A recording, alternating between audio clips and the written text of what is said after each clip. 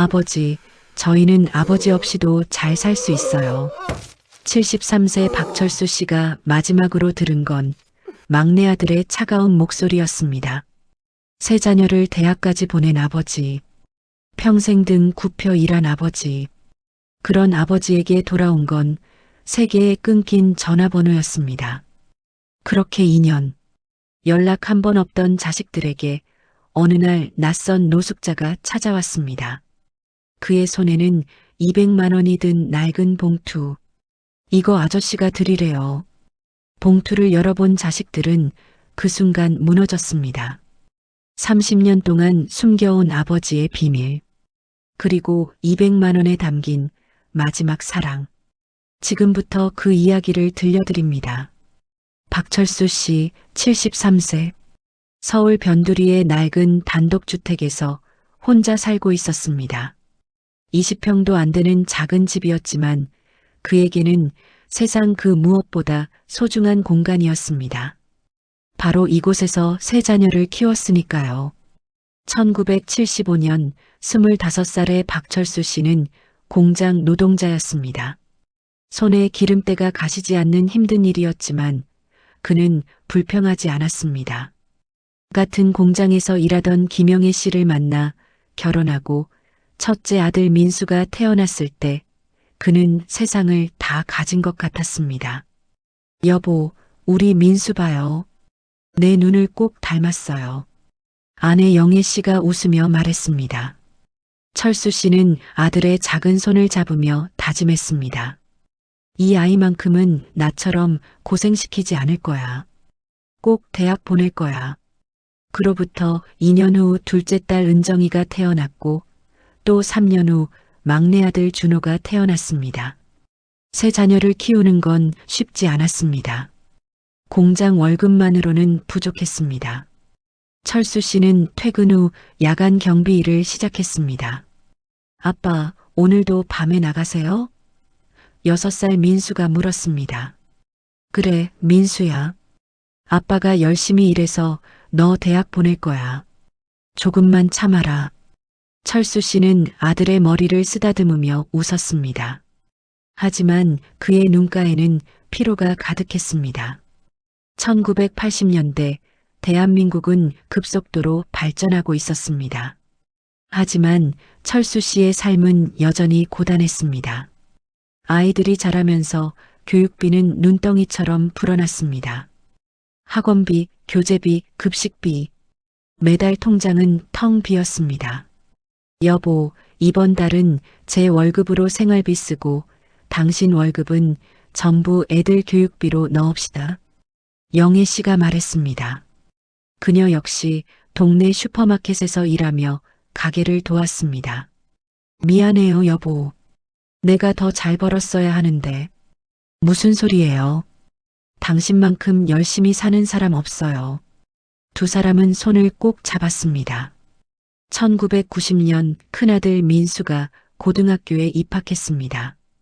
공부를 잘하는 아이였습니다. 선생님들은 서울대학교도 충분히 갈 수 있다고 했습니다. 아빠, 저 의대 가고 싶어요. 민수가 조심스럽게 말했습니다. 의대? 그래, 좋지. 아빠가 꼭 보내줄게. 철수 씨는 웃으며 대답했지만 속으로는 막막했습니다. 그는 다시 부업을 시작했습니다. 주말에는 건설 현장에서 막노동을 했습니다. 50대의 몸으로 20대 젊은이들과 함께 벽돌을 날랐습니다. 허리는 아팠지만 아들의 합격 소식을 생각하면 견딜만 했습니다. 1993년 민수는 정말로 의과대학에 합격했습니다. 아빠, 붙었어요. 제가 의대 붙었어요. 민수가 소리치며 집으로 뛰어들어왔습니다. 철수 씨는 아들을 끌어안고 울었습니다. 잘했다, 민수야. 정말 잘했어. 하지만 기쁨도 잠시, 현실은 냉혹했습니다. 의대 학비는 상상을 초월했습니다. 첫 학기 등록금만 500만 원이었습니다. 철수 씨는 집을 담보로 대출을 받았습니다. 여보, 괜찮을까요? 빚이 너무 많아지는 것 같아요. 영애 씨가 걱정스럽게 말했습니다. 걱정 마요. 민수가 의사 되면 다 갚을 수 있어요. 우리는 조금만 더 버티면 돼요. 1995년 둘째 은정이도 고등학교 3학년이 되었습니다. 그녀는 교대를 목표로 공부했습니다. 아빠, 저는 선생님이 되고 싶어요. 오빠처럼 의사는 못 되겠지만. 무슨 소리야, 은정아. 선생님도 훌륭한 직업이지. 아빠가 꼭 대학 보내줄게. 철수 씨는 다시 허리띠를 졸라맸습니다. 그해 영애 씨가 쓰러졌습니다. 병원에서 돌아온 진단은 당뇨병이었습니다. 과로와 스트레스가 누적된 결과였습니다. 여보, 이제 일 그만두세요. 제가 더 열심히 할게요. 철수 씨가 아내의 손을 잡으며 말했습니다. 아니에요. 아직 준호도 대학 보내야 하잖아요. 괜찮아요. 영희 씨는 약을 먹으며 다시 일터로 나갔습니다. 1997년 IMF 외환위기가 터졌습니다. 철수 씨가 30년 가까이 다니던 공장이 부도났습니다. 하루아침에 일자리를 잃었습니다. 당시 그의 나이 47. 아빠, 회사 어떻게 된 거예요? 민수가 물었습니다. 괜찮아, 민수야. 아빠가 다른 일 찾을게. 너는 공부나 열심히 해. 철수 씨는 밝게 웃었지만 그날 밤 혼자 담배를 피우며 눈물을 흘렸습니다. 다행히 건설 현장에서 정규직 자리를 구했습니다. 월급은 전보다 적었지만 세 자녀의 학비를 대기에는 충분했습니다. 아니, 충분하다고 스스로를 설득했습니다. 1999년 은정이가 교육대학교에 합격했습니다. 같은 해 막내 준호가 고등학교에 입학했습니다. 아빠, 저는 경영학과 가서 사업하고 싶어요. 준호가 말했습니다. 그래, 뭐든 내가 하고 싶은 걸 해라. 아빠가 응원할게. 철수 씨는 또다시 대출을 받았습니다. 이제 빚은 5천만 원을 넘어섰습니다. 2001년 비극이 찾아왔습니다. 영애 씨가 갑자기 쓰러졌습니다. 병원으로 급히 옮겼지만 당뇨 합병증으로 인한 뇌졸중이었습니다. 그녀는 3일 후 세상을 떠났습니다. 엄마, 엄마. 은정이가 영정 앞에서 오열했습니다.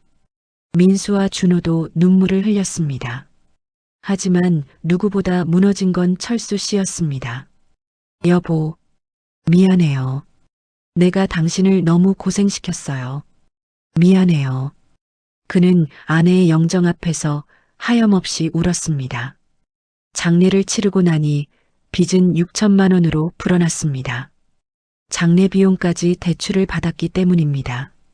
아버지, 제가 이제 의사 되면 다 갚아드릴게요. 조금만 더 힘내세요. 민수가 아버지의 어깨를 감싸 안았습니다. 괜찮아, 민수야. 너희들만 잘 되면 돼. 철수 씨는 씁쓸하게 웃었습니다. 2003년 큰아들 민수가 의사 면허를 땄습니다. 30살의 젊은 의사. 철수 씨는 무척 자랑스러웠습니다. 민수야, 축하한다. 정말 수고 많았어. 아버지 덕분이에요. 이제 제가 아버지 모실게요. 민수는 그렇게 말했지만 현실은 달랐습니다. 인턴, 레지던트 과정을 거치며 그는 점점 바빠졌습니다. 아버지, 죄송해요. 이번 주말도 당직이라 못 갈 것 같아요. 전화 너머 민수의 목소리는 피곤해 보였습니다. 괜찮아, 민수야. 내일이 중요하지. 건강만 챙겨라. 철수 씨는 이해한다고 말했지만 혼자 먹는 저녁밥은 씁쓸했습니다. 2005년 민수가 결혼했습니다. 신부는 같은 병원의 간호사였습니다. 아버지, 결혼 자금 좀 도와주실 수 있으세요? 집 계약금이 부족해서요. 민수가 조심스럽게 물었습니다. 그래, 얼마나 필요한데? 3천만 원이요. 강남에 전세 하나 얻으려고요. 철수 씨는 잠시 망설였습니다. 이미 빚이 7천만 원이었습니다. 하지만 아들의 결혼인데 거절할 수 없었습니다. 알았어. 아빠가 마련해 줄게. 그는 다시 대출을 받았습니다. 이제 빚은 1억 원을 넘어섰습니다. 결혼식 날 철수 씨는 낡은 양복을 입고 갔습니다. 신부 측 하객들의 시선이 따가웠습니다. 민수 씨 아버지 되시나요? 공장에서 일하신다고 들었는데 신부의 어머니가 어색하게 웃으며 말했습니다. 철수 씨는 고개를 숙였습니다. 네, 건설 현장에서 일합니다. 아, 그러시구나. 고생 많으셨겠어요. 그녀의 말투에는 묘한 거리감이 있었습니다. 신혼여행을 다녀온 후 민수의 전화는 뜸해졌습니다. 한 달에 한두 번 정도였습니다. 민수야, 잘 지내니? 네, 아버지. 잘 지내요. 병원 일이 너무 바빠서요. 그래, 알았어. 건강 조심하고. 통화는 3분을 넘지 않았습니다. 2007년 둘째 은정이도 결혼했습니다. 남편은 같은 학교 교사였습니다. 아빠 미안한데 2천만 원만 도와주실 수 있어요? 전세금이 모자라서요. 그래, 은정아. 아빠가 마련해 줄게. 철수 씨는 또 대출을 받았습니다. 빚은 이제 1억 3천만 원이었습니다. 은정이의 결혼식은 소박했습니다. 아빠, 정말 감사해요. 제가 나중에 꼭 갚을게요. 은정이가 아버지를 끌어안으며 말했습니다. 괜찮아, 은정아. 넌 효녀야. 철수 씨는 딸의 머리를 쓰다듬었습니다. 하지만 결혼 후 은정이도 바빠졌습니다. 전화는 점점 줄어들었습니다. 2010년 막내 준호가 대학을 졸업했습니다. 그는 작은 무역회사에 취직했습니다. 아버지, 회사 다니면서 창업 준비할 거예요. 자금 좀 도와주실 수 있으세요? 준호야, 아빠가 도와주고 싶은데 지금은 좀 어렵구나. 철수 씨는 난처한 표정을 지었습니다. 아, 그러세요? 알겠어요. 준호의 목소리가 차갑게 식었습니다. 2012년 철수 씨는 62살이 되었습니다.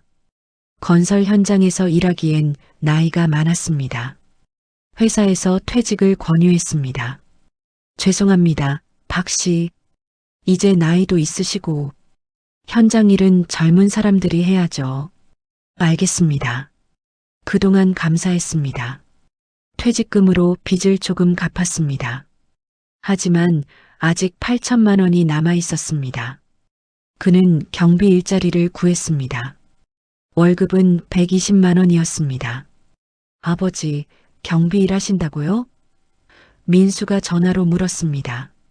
응, 민수야. 놀고 있을 수는 없잖니. 아버지 나이가 벌써 60이 넘으셨는데. 쉬시지 그러세요. 괜찮아. 아빠는 건강해. 하지만 민수는 경제적 지원을 하지 않았습니다. 오히려 그는 아버지에게 추가로 돈을 요청했습니다. 아버지, 애 교육비가 생각보다 많이 들어가네요. 혹시 좀 도와주실 수 있으세요? 민수야. 아빠도 지금 상황이 어렵구나. 미안하다. 아, 네. 알겠어요. 민수의 목소리에는 실망이 묻어났습니다. 2014년 은정이도 돈을 요청했습니다. 아빠, 남편이 사업을 시작하려고 하는데 투자금이 좀 필요해요. 은정아, 아빠가 지금은 돈이 없구나. 경비 일하면서 빚 갚고 있어서. 아빠도 빚이 있으세요? 그럼 어떻게 오빠랑 저 결혼시켰어요? 그때는 대출을 받았지. 아이고, 아빠. 은정이는 한숨을 쉬었습니다. 준호는 더 심했습니다.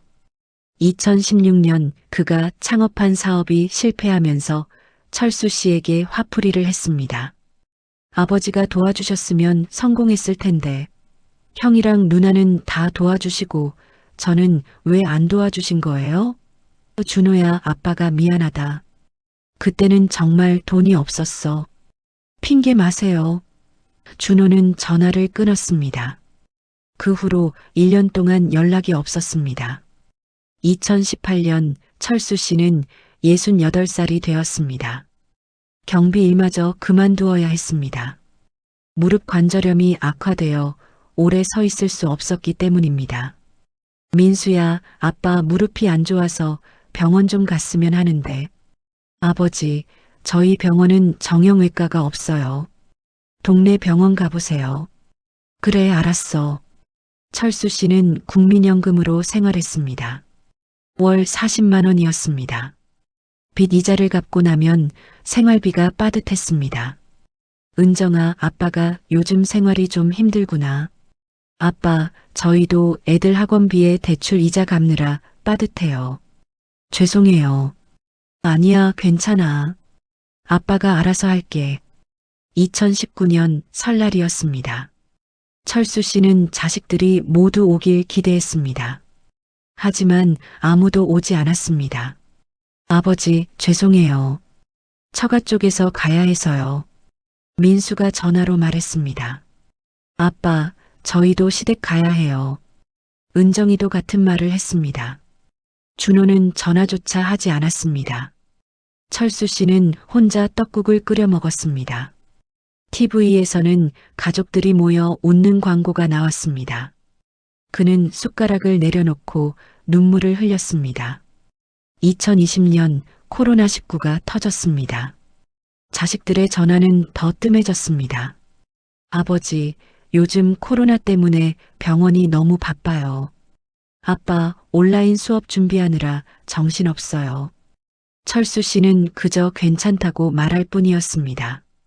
2021년 철수 씨는 은행에서 최종 통보를 받았습니다. 박철수 씨, 더 이상 이자를 연체하시면 주택을 경매에 넘겨야 합니다. 제발 조금만 기다려 주십시오. 죄송합니다. 이미 6개월 연체되셨습니다. 철수 씨는 자식들에게 전화를 걸었습니다. 민수야, 아빠가 집이 경매로 넘어갈 것 같아. 아버지, 저도 지금 대출받아서 집 샀어요. 여유가 없어요. 은정아, 아빠가. 아빠, 저희도 남편 사업 때문에 빚이 많아요. 준호야, 아빠다. 아버지, 저는 아버지 모르겠어요. 준호는 전화를 끊었습니다. 2022년 1월 철수 씨의 집은 경매로 넘어갔습니다. 평생을 살던 집, 세 자녀를 키운 그 집을 떠나야 했습니다. 아버지, 저희 집으로 오시는 건 좀. 처가 반대해서요. 민수가 난처하게 말했습니다. 아빠, 저희 집은 너무 좁아요. 은정이도 거절했습니다. 철수 씨는 짐을 싸서 고시원으로 이사했습니다. 3평짜리 방, 창문도 없었습니다. 그날 밤 그는 아내의 사진을 꺼내보며 중얼거렸습니다. 여보, 내가 뭘 잘못한 걸까요? 애들을 위해 평생을 살았는데. 2022년 3월 철수 씨는 고시원 월세조차 내기 어려워졌습니다. 국민연금 40만 원으로는 월세 35만 원과 생활비를 감당할 수 없었습니다. 아저씨, 이번 달 월세가 또 밀렸는데요. 다음 달까지 안 내시면 나가셔야 해요. 고시원 주인이 차갑게 말했습니다. 죄송합니다. 곧 마련하겠습니다. 그는 마지막으로 자식들에게 전화를 걸었습니다. 민수야, 아빠가 정말 죄송한데 월세 35만 원만 도와줄 수 없겠니? 아버지, 제가 지금 애들 키우는데 한 달에 학원비만 200만 원이에요. 정말 여유가 없어요. 그래, 알았어. 은정아, 아빠가. 아빠, 저도 대출이자 갚기 바빠요. 남편 사업도 안 되고. 준호야, 아빠인데. 아버지, 저한테 전화하지 마세요. 전화가 끊겼습니다. 철수 씨는 휴대폰을 내려놓고 한참을 멍하니 앉아 있었습니다. 내가 뭘 잘못한 걸까? 4월 철수 씨는 고시원에서 쫓겨났습니다. 갈 곳이 없었습니다. 그는 작은 배낭 하나에 옷가지 몇 벌과 아내의 사진을 넣었습니다. 여보, 미안해요. 이렇게 됐네요. 첫날 밤 그는 지하철역 벤치에서 잤습니다. 차가운 봄바람이 뼛속까지 파고들었습니다. 아저씨, 처음이세요? 옆 벤치의 노숙자가 물었습니다. 60대 중반으로 보이는 남자였습니다. 네, 오늘이 첫날입니다. 힘드시겠네요. 여기 담요 하나 있는데 나눠 쓰시죠. 감사합니다. 철수 씨는 낯선 사람의 작은 친절에 눈물이 났습니다. 자식들은 거절했지만 이 낯선 노숙자는 담요를 나눠줬습니다. 그날 밤 철수 씨는 잠을 이룰 수 없었습니다. 내가 평생 뭘 위해 산 걸까? 애들을 키우느라 나는 아무것도 남기지 못했구나. 다음 날 그는 동사무소를 찾아갔습니다. 기초생활수급자 신청하고 싶은데요. 자녀분들이 계신가요? 네, 3명 있습니다. 그럼 자녀분들의 소득을 확인해야 합니다. 자녀가 부양할 능력이 있으면 수급자로 선정되기 어렵습니다. 자식들이 저를 안 도와주는데도요? 네, 법적으로는 자녀에게 부양 의무가 있어서요. 철수 씨는 고개를 떨어뜨렸습니다. 자식이 있다는 이유로 도움조차 받을 수 없었습니다. 5월 날씨가 따뜻해졌습니다. 철수 씨는 낮에는 동네를 배회하고 밤에는 지하철역에서 잤습니다. 하루 한 끼를 먹기도 힘들었습니다. 무료급식소를 찾아다녔습니다. 할아버지, 여기 앉으세요. 복지관 자원봉사자가 밥을 담아줬습니다. 국과 밥, 그리고 김치 몇 조각. 철수 씨는 눈물을 흘리며 밥을 먹었습니다. 어느 날 그는 아들 민수가 일하는 병원 근처를 지나갔습니다. 혹시 아들을 볼 수 있을까 하는 기대였습니다. 하지만 병원 입구에서 멈춰 섰습니다. 내가 이 꼴로 아들 앞에 나타날 수는 없지. 그는 발걸음을 돌렸습니다. 6월 철수 씨는 폐지를 줍기 시작했습니다. 하루 종일 거리를 돌아다니며 박스와 캔을 주었습니다. 손수레에 가득 실어 고물상에 가면 5,000원에서 1만 원을 받을 수 있었습니다. 할아버지, 오늘 많이 주우셨네요. 8,000원 드릴게요.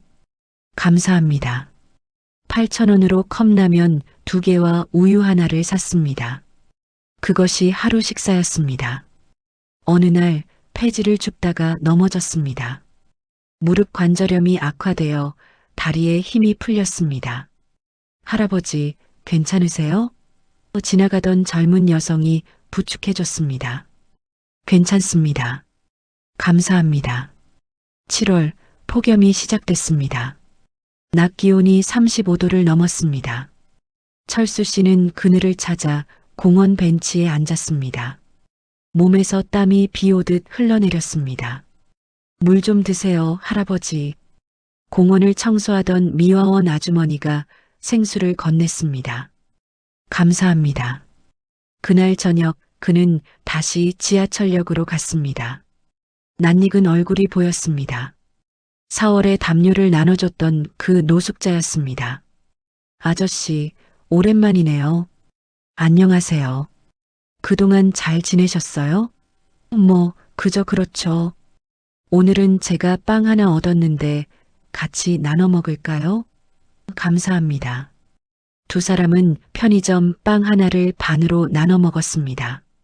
아저씨는 어떻게 이렇게 되셨어요? 저는 자식 셋을 키웠는데 다들 저를 버렸습니다. 아이고, 저랑 똑같네요. 저도 자식 둘 키웠는데 지금은 연락도 안 해요. 그러시구나. 8월 철수 씨는 더 이상 폐지를 주울 기력이 없었습니다.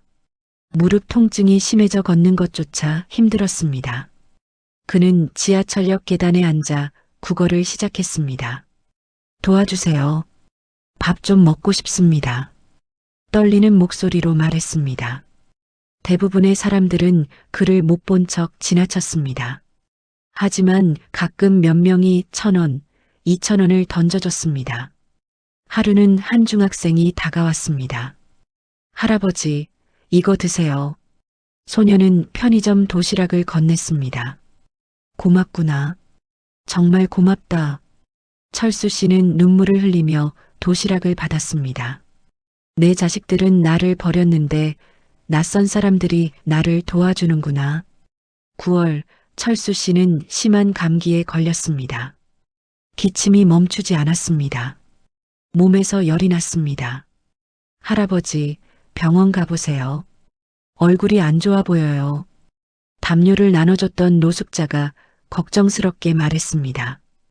괜찮습니다. 그냥 감기일 거예요. 하지만 상태는 나아지지 않았습니다. 어느 날 새벽 철수 씨는 지하철역 화장실에서 쓰러졌습니다. 청소하던 미화원이 발견하고 119에 신고했습니다. 환자분, 정신 차리세요. 구급대원이 그를 흔들었습니다. 괜찮습니다. 저는 괜찮아요. 병원 가셔야 해요.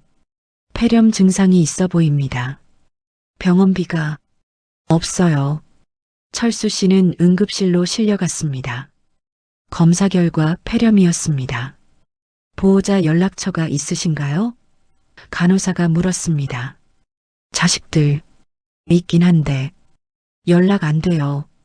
그래도 연락은 해봐야죠. 간호사는 민수에게 전화를 걸었습니다. 여보세요, 박민수 씨 맞으신가요? 아버님이 응급실에 오셨는데요.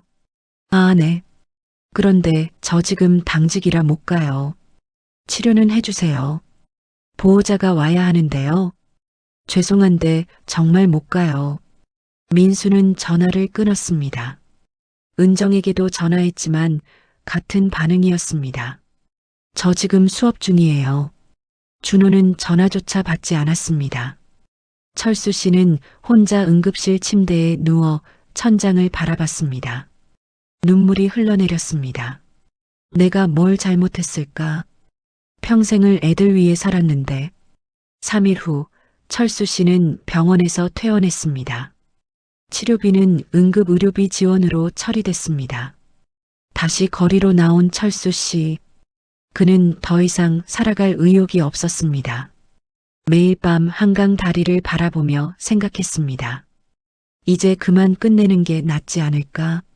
10월 어느 추운 밤이었습니다.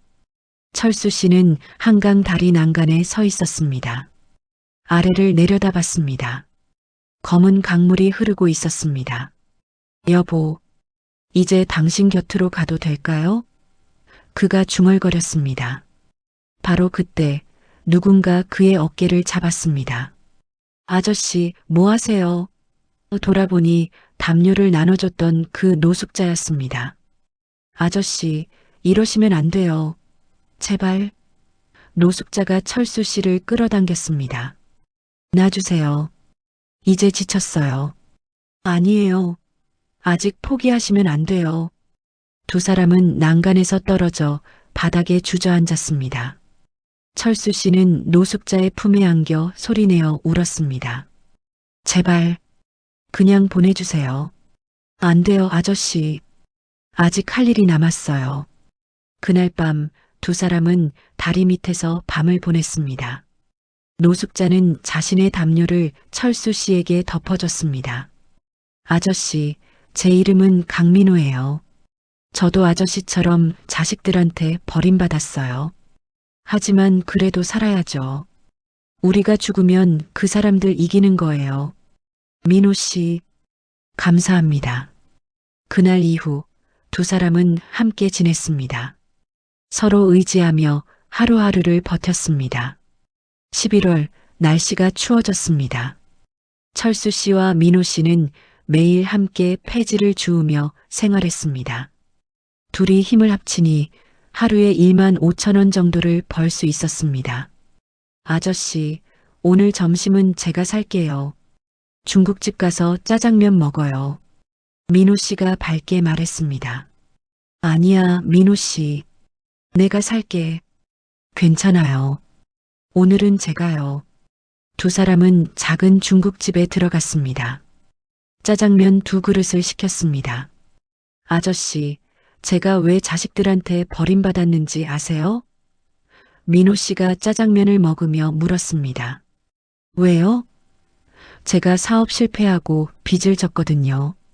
자식들한테 돈 좀 도와달라고 했더니 다들 연락을 끊더라고요. 저랑 비슷하네요. 근데 말이죠, 아저씨. 저는 이제 자식들을 원망하지 않기로 했어요. 어떻게요? 원망해봤자 제 마음만 아프더라고요. 차라리 그 시간에 오늘 하루를 즐기는 게 나아요. 민호 씨는 환하게 웃었습니다.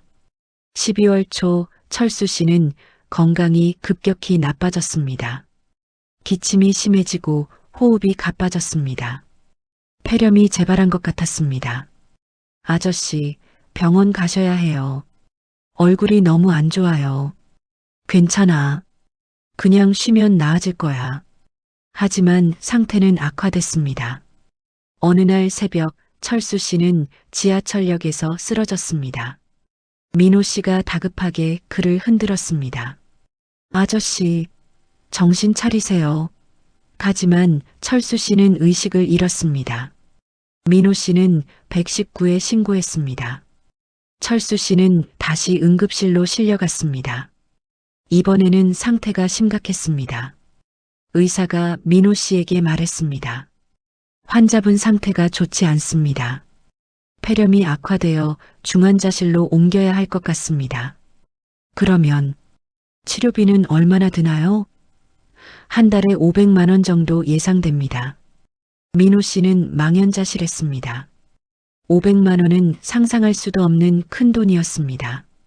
보호자 연락처가 있나요? 네, 있습니다. 민호 씨는 철수 씨의 휴대폰에서 자식들 번호를 찾아 전화를 걸었습니다. 여보세요, 박민수 씨 맞으신가요? 아버님이 위독하십니다. 빨리 오셔야 합니다. 누구세요? 아버지가 어떻게 됐는데요? 폐렴이 악화되어 중환자실에 계십니다. 아, 근데 저 지금 수술 스케줄이 있어서요. 나중에 갈게요. 지금 당장 오셔야 합니다. 알겠습니다. 나중에 가겠습니다. 은정에게도 전화했습니다. 아버님이 위독하십니다.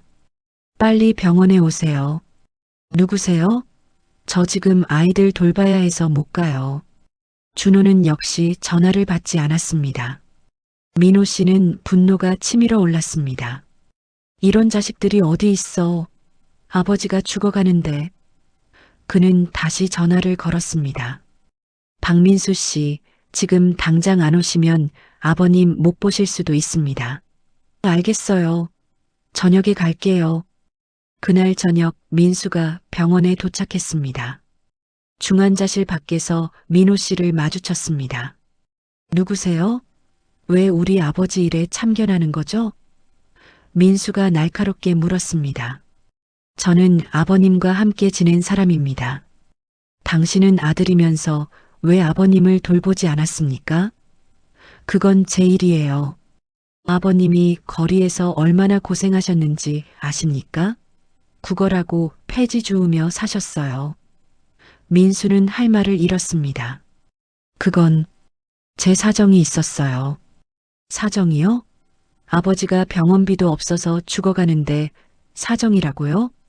그때 은정이 도착했습니다. 오빠 아버지 어떻게 된 거예요? 폐렴이 악화됐대. 중환자실에 계셔. 치료비는요? 한 달에 500만 원이래. 그렇게 많이요? 우리가 어떻게 내요? 민호 씨가 끼어들었습니다. 당신들이 내야죠. 아버지가 당신들을 대학까지 보내지 않았습니까? 그건 부모 의무잖아요. 우리가 부탁한 적 없어요. 민수가 차갑게 말했습니다. 민호 씨는 믿을 수 없다는 표정을 지었습니다. 이게 사람이 할 말입니까? 당신은 누구길래 우리 가족 일에 참견하는 거예요? 은정이 화를 냈습니다.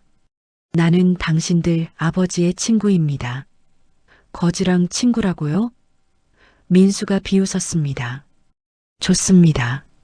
그럼 당신들은 치료비를 내지 않겠다는 거죠? 우리도 형편이 어려워요. 못 내요. 두 남매는 병원을 떠났습니다. 민호 씨는 중환자실 문 앞에 주저앉았습니다. 눈물이 흘러내렸습니다.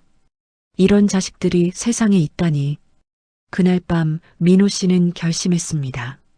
자신이 가진 모든 것을 팔아서라도 철수 씨를 살리겠다고.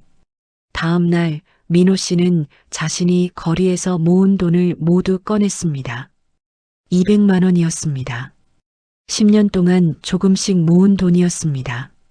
이 돈으로 나중에 작은 방이라도 얻으려고 했는데 아저씨가 더 중요해. 그는 병원비 계산대로 갔습니다. 이 돈으로 환자 치료비 좀 내고 싶습니다. 200만 원이시군요. 감사합니다. 하지만 중환자실 치료비로는 부족합니다. 알고 있습니다. 일단 이거라도 내겠습니다. 민호 씨는 200만 원을 냈습니다. 그리고 그는 폐지를 더 열심히 주었습니다. 하루에 16시간씩 일했습니다. 손이 터지고 발이 부었지만 멈추지 않았습니다. 일주일 후 민호 씨는 30만 원을 더 모았습니다. 다시 병원비를 냈습니다. 하지만 그것만으로는 부족했습니다. 치료비는 계속 늘어났습니다. 12월 중순 민호 씨는 자신의 몸을 혹사한 결과 쓰러졌습니다. 과로와 추위로 인한 심장마비였습니다. 환자 발생. 병원 복도에서 의료진이 달려왔습니다. 하지만 민호 씨는 이미 숨이 끊어진 상태였습니다. 간호사가 민호 씨의 주머니를 뒤져 신원을 확인하려고 했습니다. 그때 낡은 봉투 하나가 나왔습니다. 봉투에는 편지가 들어 있었습니다. 박철수 아저씨께 아저씨를 만난 건 제 인생의 축복이었습니다. 저는 자식들한테 버림받고 죽고 싶었습니다. 하지만 아저씨를 만나고 또 다른 이유로 살아야 한다는 걸 알았습니다. 이 200만 원은 제가 10년 동안 모은 돈입니다. 원래는 제 장례비로 쓰려고 했지만 아저씨가 더 필요하실 것 같아 드립니다. 만약 제가 먼저 세상을 떠나면 이 돈을 아저씨 자식들에게 전해주세요. 그리고 이 편지도 함께요. 아저씨 자식들께 저는 여러분의 아버지와 거리에서 함께 산 노숙자입니다. 여러분은 아버지를 버렸지만 저는 아버지께 목숨을 비쳤습니다. 아버지는 제가 한강 다리에서 뛰어내리려 할 때 저를 구해주셨습니다. 그 후로 매일 저를 돌봐주셨습니다. 자신은 굶으면서도 제게 밥을 나눠주셨습니다. 여러분은 아버지가 얼마나 위대한 분인지 모르실 겁니다. 아버지는 평생을 여러분을 위해 사셨습니다. 등 굽혀 일하고 빚을 지면서까지 여러분을 키우셨습니다. 그런데 여러분은 아버지를 버렸습니다. 병원비도 내지 않았습니다. 이 200만 원은 제가 아버지를 위해 드리는 마지막 선물입니다. 부디 아버지 치료비로 써주세요. 그리고 부탁 하나 할게요. 아버지를 용서해 드리세요. 여러분을 끝까지 사랑하신 아버지를. 혹시 아버지께서 돌아가시면 제 옆에 묻어주세요. 거리에서 함께 살았던 두 친구, 하늘에서도 함께하고 싶습니다. 강민호 올림. 간호사는 눈물을 흘리며 편지를 읽었습니다. 이런 사연이. 그녀는 즉시 철수 씨의 자식들에게 연락했습니다. 박민수 씨, 아버님 친구분이 돌아가셨습니다. 그런데 이 편지를 꼭 읽어보셔야 할 것 같습니다. 편지요? 네, 지금 사진 찍어서 보내드리겠습니다. 민수는 편지 사진을 받아 읽기 시작했습니다. 눈물이 주르륵 흘러내렸습니다. 아버지. 그는 즉시 은정과 준호에게 편지를 전달했습니다. 셋은 모두 병원으로 달려왔습니다. 세 남매는 중환자실 밖에 모였습니다. 모두 눈이 빨갛게 부어 있었습니다. 오빠, 우리가 정말 잘못했어요. 은정이 흐느꼈습니다. 나도 알아. 우리가 너무 못됐어.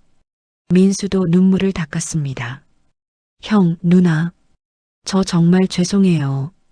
제가 아버지한테 너무 심하게 했어요. 준호는 벽에 기대서서 울었습니다. 간호사가 나왔습니다. 환자분 면회 가능합니다. 한 분씩 들어가세요. 민수가 먼저 들어갔습니다. 중환자실 침대에 누운 아버지의 모습을 보는 순간 그는 무릎이 꺾였습니다. 아버지. 철수 씨는 산소 마스크를 쓰고 있었습니다. 눈을 천천히 떴습니다. 민수야. 아버지, 죄송해요. 제가 정말 잘못했어요. 민수는 아버지의 손을 잡고 울었습니다. 괜찮아. 민수야. 아빠는 괜찮아. 아니에요, 아버지. 저희가 아버지를 버렸어요. 저희가 나쁜 자식들이에요. 아니야. 너희들이 힘들었을 거야. 철수 씨는 아들의 머리를 쓰다듬었습니다. 아버지. 민호 씨 편지 읽었어요. 아버지가 얼마나 고생하셨는지 저희가 몰랐어요. 민호 씨가 편지를 썼구나. 네, 아버지. 200만 원도 남겨주셨어요. 아버지 치료비로 쓰라고요. 철수 씨의 눈에서 눈물이 흘러내렸습니다. 민호 씨, 고마운 사람이야. 나보다 더 힘들었을 텐데. 아버지, 이제 저희가 모실게요. 다시는 혼자 두지 않을게요. 민수야, 아빠는 너희들을 원망하지 않아. 정말이야. 아버지. 민수는 아버지를 끌어안고 소리내어 울었습니다. 다음으로 은정이 들어왔습니다. 아빠, 은정아, 잘 지냈니? 아빠, 저 정말 죄송해요. 제가 못된 딸이었어요. 은정은 아버지의 손을 잡고 눈물을 흘렸습니다. 아니야, 은정아. 넌 착한 딸이야. 아니에요, 아빠. 저는 아빠가 도와달라고 했을 때 거절했어요. 은정아, 아빠가 미안해. 내가 너희들한테 부담만 준 것 같아. 아빠, 그런 말씀하지 마세요. 아빠는 저희를 위해 평생을 희생하셨잖아요. 은정아, 아빠는 너희 엄마한테 미안해. 엄마에게 약속했거든. 너희들을 잘 키우겠다고. 아빠는 충분히 잘하셨어요. 저희가 못난 자식들이에요. 은정은 아버지의 손에 입을 맞췄습니다. 마지막으로 준호가 들어왔습니다. 아버지. 준호는 문 앞에서 주저했습니다. 준호야, 이리 와. 철수 씨가 손을 내밀었습니다. 준호는 천천히 다가가 아버지의 손을 잡았습니다. 아버지, 저 정말 죄송해요. 제가 아버지한테 너무 심하게 했어요. 괜찮아, 준호야. 아빠가 너한테 미안해. 내 창업 자금 도와주지 못해서. 아니에요, 아버지. 그건 제 욕심이었어요. 아버지는 이미 충분히 해주셨어요. 준호는 무릎을 꿇고 아버지 손에 이마를 대고 울었습니다. 아버지, 용서해 주세요. 제가 너무 못됐어요. 준호야, 아빠는 너를 용서할 게 없어. 너는 아빠의 자랑스러운 아들이야. 아버지. 준호는 소리내어 울었습니다. 다음 날 세 남매는 민호 씨의 장례를 치렀습니다. 작은 장례식장이었지만 마음만은 정성을 다했습니다. 민호 씨, 감사합니다. 저희 아버지를 살려주셔서. 민수가 영정 앞에 절했습니다. 저희가 못한 걸 해주셨어요. 정말 감사합니다. 은정도 절했습니다. 민호 아저씨, 저희 아버지를 부탁드립니다. 하늘에서 함께 행복하세요. 준호도 눈물을 흘리며 절했습니다. 2주 후 철수 씨는 퇴원했습니다. 민수의 집으로 이사했습니다. 깨끗한 방과 따뜻한 침대가 준비되어 있었습니다. 아버지, 여기가 아버지 방이에요. 불편한 거 있으면 언제든 말씀하세요. 고맙다, 민수야. 아버지, 당연한 거예요. 진작 이렇게 했어야 했는데. 민수의 아내도 나왔습니다. 아버님, 환영합니다. 편하게 계세요. 고맙습니다, 며느리. 첫 저녁 식사는 온 가족이 함께 했습니다. 손주들도 함께였습니다. 할아버지, 저 초등학교 3학년이에요. 할아버지, 저는 유치원 다녀요. 아이들이 제잘거렸습니다. 철수 씨는 눈물을 참으며 웃었습니다. 그래, 잘 자라고 있구나. 할아버지가 늦게 만나서 미안하다. 할아버지, 앞으로 자주 보면 되죠. 손주가 밝게 웃었습니다. 주말, 은정이 손주들을 데리고 왔습니다. 왜 할아버지? 저 왔어요. 아이들이 방으로 뛰어들어왔습니다. 어머, 우리 강아지들. 할아버지가 보고 싶었지? 철수 씨는 손주들을 껴안았습니다. 은정은 아버지 옆에 앉아 말했습니다. 아빠, 제가 아빠 좋아하시는 음식 만들어 왔어요. 된장찌개랑 고등어구이요. 은정아, 고맙구나. 당연하죠, 아빠. 어릴 때 아빠가 해주신 된장찌개 맛을 잊을 수가 없어요. 그때가 벌써 40년 전이네. 아빠, 이제부터는 제가 해드릴게요. 매주 만들어 올게요. 은정아, 아빠는 정말 행복하다. 저녁, 준호도 왔습니다. 손에는 꽃다발을 들고 있었습니다. 아버지, 이거 드려요. 준호야, 고맙다. 예쁜 꽃이네. 아버지, 제가 새로 직장을 구했어요. 작은 회사지만 안정적이에요. 이제 매달 용돈 드릴게요. 준호야, 아니야. 내가 벌어서 내 생활비로 쓰렴. 아니에요, 아버지. 제가 드리고 싶어요. 그동안 못한 거 메우고 싶어요. 준호야. 철수 씨는 막내 아들의 머리를 쓰다듬었습니다. 그날 밤 철수 씨는 혼자 방에 앉아 창밖을 바라봤습니다. 별이 빛나고 있었습니다. 여보, 보고 있어요? 우리 애들 다시 돌아왔어요. 늦었지만 다시 가족이 됐어요. 그는 아내 사진을 꺼내 들었습니다. 그리고 민호 씨, 고마워요. 당신이 우리 가족을 다시 하나로 만들어줬어요. 하늘에서 편히 쉬세요. 철수 씨는 눈물을 흘리며 웃었습니다. 크리스마스 이브, 온 가족이 모였습니다. 민수, 은정, 준호, 그리고 손주들까지. 할아버지, 메리 크리스마스. 손주들이 케이크를 들고 왔습니다. 어머, 고맙구나. 할아버지가 오랜만에 케이크를 먹어보네. 할아버지, 소원 빌어요. 철수 씨는 눈을 감고 소원을 빌었습니다. 제발 우리 가족이 계속 이렇게 행복했으면 좋겠습니다. 그리고 민호 씨, 하늘에서 지켜봐 주세요. 촛불을 끄고 온 가족이 박수를 쳤습니다. 아버지, 사랑해요. 아빠, 사랑해요. 할아버지, 사랑해요.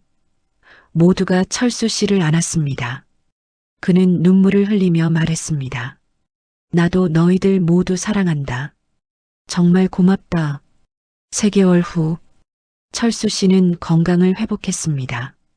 매일 손주들과 공원을 산책했습니다. 민수, 은정, 준호는 번갈아 가며 아버지를 돌봤습니다.